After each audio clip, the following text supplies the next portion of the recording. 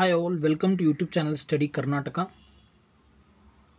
This is the current affairs video in which we will be discussing the current affairs related to 31st July and 1st August 2024.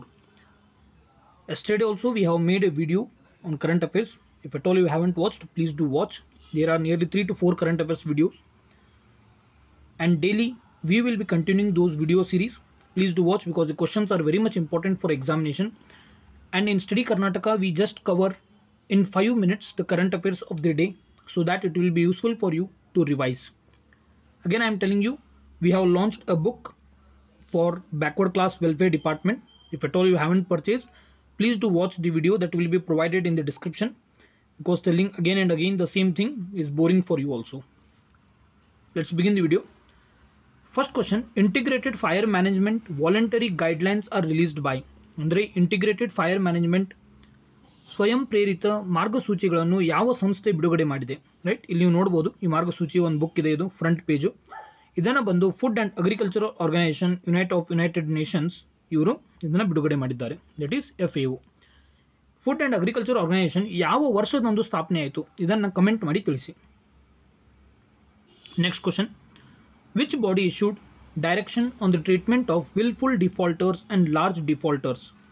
ಉದ್ದೇಶಪೂರ್ವಕ ಡಿಫಾಲ್ಟರ್ಗಳು ಮತ್ತು ದೊಡ್ಡ ಡಿಫಾಲ್ಟರ್ಗಳಿಗಾಗಿ ಯಾವ ಸಂಸ್ಥೆಯು ಮಾರ್ಗಸೂಚಿಗಳನ್ನು ಬಿಡುಗಡೆ ಮಾಡಿದೆ?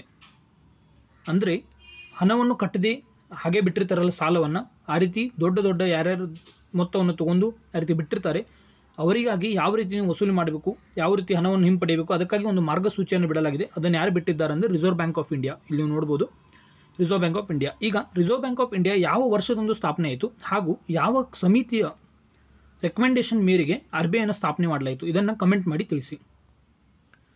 Next question, which is India's first indigenous prototype fast breeder reactor it is located at? ಭಾರತದ ಮೊದಲ ಸ್ಥಳೀಯ ಮಾದರಿಯ ಫಾಸ್ಟ್ ಬ್ರೀಡರ್ ರಿಯಾಕ್ಟರ್ ಇದು ಎಲ್ಲಿದೆ, ಯಾವ ಸ್ಥಳದಲ್ಲಿದೆ?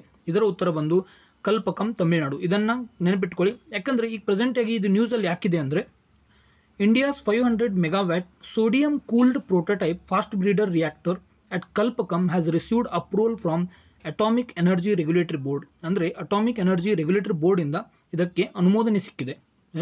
ಇದಕ್ಕೆ 500 ಮೆಗಾವ್ಯಾಟ್ ಸೋಡಿಯಂ ಕೂಲ್ಡ್ ಪ್ರೋಟೋಟೈಪ್ಗಾಗಿ. Next question, which organisation or body has released consultation paper on measures to strengthen index derivatives framework? ಯಾವ ಸಂಸ್ಥೆಯು ಸೂಚ್ಯಾಂಕ ಉತ್ಪನ್ನಗಳನ್ನು ಚೌಕಟ್ಟನ್ನು ಬಲಪಡಿಸಲು ಕ್ರಮಗಳ ಕುರಿತು ಸಮಾಲೋಚನೆ ಪತ್ರವನ್ನು ಬಿಡುಗಡೆ ಮಾಡಿದೆ? ರೈಟ್, ಇದರ ಉತ್ತರ ನೋಡ್ಬೋದು ಇಲ್ಲಿ ಸೆಬಿ. ಈಗ ಸೆಬಿ ಯಾವ ವರ್ಷದಲ್ಲಿ ಸ್ಥಾಪನೆಯಾಗಿದೆ? ಇದನ್ನು ಕಮೆಂಟ್ ಮಾಡಿ ತಿಳಿಸಿ.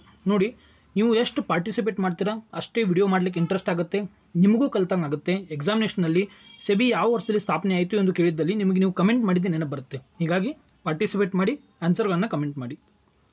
Next question, full accessible route bonds are released by? ಸಂಪೂರ್ಣವಾಗಿ ಪ್ರವೇಶಿಸಬಹುದಾದ ಮಾರ್ಗ ಬಾಂಡ್ಗಳನ್ನು ಯಾವ ಸಂಸ್ಥೆ ಬಿಡುಗಡೆ ಮಾಡಿದೆ? ಇದರ ಉತ್ತರ ಬಂದು reserve bank of India. Next question, which ministry launched the national apprenticeship and training scheme 2.0 portal? ಯಾವ ಸಚಿವಾಲಯವು ರಾಷ್ಟ್ರೀಯ ಅಪ್ರೆಂಟಿಸ್ಶಿಪ್ ಮತ್ತು ತರಬೇತಿ ಯೋಜನೆ 2.0 ಪೋರ್ಟಲ್ ಅನ್ನು ಪ್ರಾರಂಭಿಸಿದೆ? ಇದರ ಉತ್ತರ ಬಂದು ಮಿನಿಸ್ಟ್ರಿ ಆಫ್ ಎಜುಕೇಷನ್. ಈ ಪೋರ್ಟಲ್ ಅನ್ನು ನೀವು ನೋಡ್ಬೋದು ಇಲ್ಲಿ, national apprenticeship training scheme 2.0 portal. Next, Seine river recently seen in news is in which city? ಇತ್ತೀಚೆಗೆ ಸುದ್ದಿಯಲ್ಲಿ ಕಾಣಿಸಿಕೊಂಡ ಸೀನ್ ನದಿ ಯಾವ ನಗರದಲ್ಲಿದೆ? ಇದು ಒಂದು ಪ್ಯಾರಿಸ್ನಲ್ಲಿದೆ. ಈ ನದಿ ನೀವು ನೋಡ್ಬೋದು.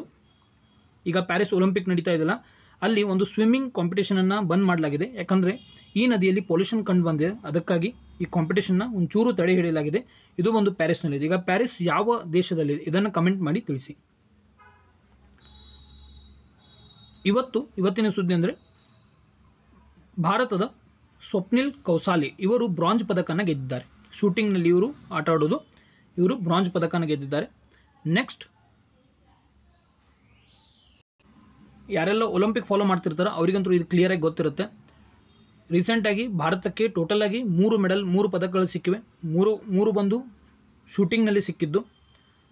ಫಸ್ಟಿಗೆ ಬಂದು ಮನು ಭಾಕರ್, ಇವರು 10 ಮೀಟರ್ ಏರ್ ಪಿಸ್ತೂಲ್ ರೈಫಲ್ನಲ್ಲಿ ಪ್ರಥಮ ಬಾರಿಗೆ, ಮಹಿಳೆಯರಲ್ಲಿ ಪ್ರಥಮ ಬಾರಿಗೆ ಪ್ಯಾರಿಸ್ ಒಲಿಂಪಿಕ್ನಲ್ಲಿ ಬ್ರಾಂಜ್ ಅಂದರೆ ಕಂಚಿನ ಪದಕವನ್ನು ಗೆದ್ದಿದ್ದಾರೆ. ಇಲ್ಲಿ ಮನು ಭಾಕರ್ ಹಾಗೂ ಇವರ ಜೋಡಿ, ಇವರ ಹೆಸರು ಸರ್ಬುಜೋತ್ ಅಂತ, ಇವರು ಕೂಡ ಡ್ಯುಯಲ್ಸ್ನಲ್ಲಿ ಕಂಚಿನ ಪದಕವನ್ನು ಗೆದ್ದಿದ್ದಾರೆ. ಅದರೊಂದಿಗೆ ಟೋಟಲ್ ಆಗಿ ಭಾರತಕ್ಕೆ 3 ಕಂಚಿನ ಪದಕ ಸಿಕ್ಕಂತಾಗಿದೆ. Right, thanks for watching the video. ಟೆಲಿಗ್ರಾಮ್ನ ನೀವು ಜಾಯ್ನ್ ಆದಲ್ಲಿ ನಿಮಗೆ PDF ಸಿಗುತ್ತೆ. ಯಾರಿಗೆಲ್ಲ ಬುಕ್ ಬೇಕು ಅವರು ಬುಕ್ಕನ್ನು ಪರ್ಚೇಸ್ ಮಾಡ್ಕೊಳ್ಳಿ. ಕಂಟೆಂಟ್ ತುಂಬಾ ಚೆನ್ನಾಗಿದೆ. ಬ್ಯಾಕ್ವರ್ಡ್ ಕ್ಲಾಸ್ ವೆಲ್ಫೇರ್ ಡಿಪಾರ್ಟ್ಮೆಂಟ್ ಇನ್ನೂ ಒಂದು ವಿಡಿಯೋ ಉಳಿದಿದೆ, ಒಂದು ಕ್ಲಾಸ್ ಉಳಿದಿದೆ. ಆ ಕ್ಲಾಸನ್ನು ಕಂಪ್ಲೀಟ್ ಮಾಡಿಕೊಡ್ತೀನಿ. ಅಲ್ಲಿಗೆ ಸಿಲೆಬಸ್ ಎಲ್ಲ ಕಂಪ್ಲೀಟ್ ಆಗುತ್ತೆ. ಟೆಸ್ಟ್ ಸೀರೀಸ್ ಲಾಂಚ್ ಮಾಡಲಿಕ್ಕೆ 15ರಿಂದ 20 ದಿನ ಆದರೂ ಮಿನಿಮಮ್ ಬೇಕಾಗುತ್ತೆ. ಯಾಕಂದರೆ ನಾವೆಲ್ಲ ಅನಲೈಸ್ ಮಾಡಿ ನೋಡಿದ್ವಿ. ಟೆಸ್ಟ್ ಸೀರೀಸ್ ಒಂದು ಸ್ವಲ್ಪ ಡೆಪ್ತಾಗಿ ತೆಗಿಬೇಕಾಗುತ್ತೆ. ಕ್ವಶನ್ ತಗೊಳ್ಳಿಕ್ಕೆ ಒಂದು ಸ್ವಲ್ಪ ಟೈಮ್ ತೆಗೆಯುತ್ತೆ. ಅದಕ್ಕಾಗಿ 15ರಿಂದ 20 ದಿನಗಳಾದ ಮೇಲೆ ಟೆಸ್ಟ್ ಸೀರೀಸನ್ನು ಲಾಂಚ್ ಮಾಡ್ತೀವಿ. Thanks for watching video. Nice day. Bye.